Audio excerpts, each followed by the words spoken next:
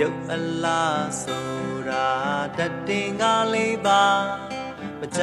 ခင်အောင်မင်းယိုယွင်ပြက်စီလားတရားကိုဆွဲလန်းတတ်မှတ်ခြင်းမလေးစွာကြွယ်ဝချမ်းသာဒါတွေဟာမမြဲပါရွှေငွေစိမ်များဖို့ထိုက်ခြင်းထင်ကြတည်တည်ချပြန်တွေ့တော့သိလာရာလူဘဝတို့ကြုံလာချိန်လေးမှာသူငါစင်တန်းစင်ကန်တို့နေကြတနာစီရာဆွဲမိုက်မမိလေးစွာအိုဒုက္ခအဖြစ်ပြန်မြန်လွယ်အရာရာတိုင်းဟာအချိန်တို့အတွင်းပျက်စီးရလေတာ